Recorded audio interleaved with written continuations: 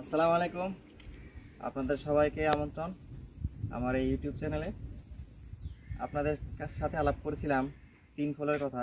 আল্লাহ পাক কোরআন শরীফে একটা তিন নিয়ে একটা সূরা নাজিল করেছিল, তিন এবং জয়তুন নিয়ে, ওয়াত্তুনি ওয়াজ্জাইতুন।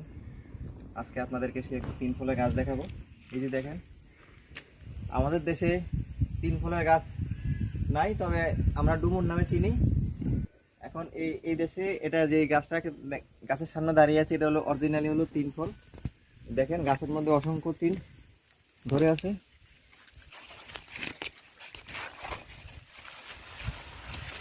আজকে এই সারটা দেখাবো আপনাদের।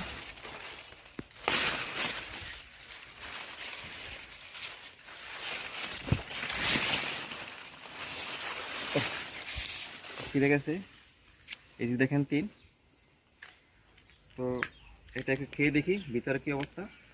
এই দেখেন, এটা কিন্তু পাকার মতো অবস্থা হয়েছে।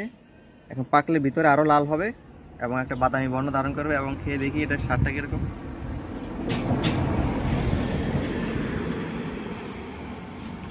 খুবই সুমিষ্টি, অসাধারণ। এবং আল্লাহ পাক কেন এটা নিয়ে একটা সূরা নাজিল করেছে এখন বুঝতে পারলাম, এটা স্বাদ বিবেচনা করে।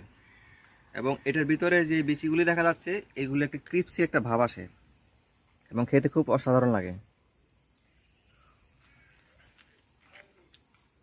কাঁচা অবস্থাতে এত মিষ্টি,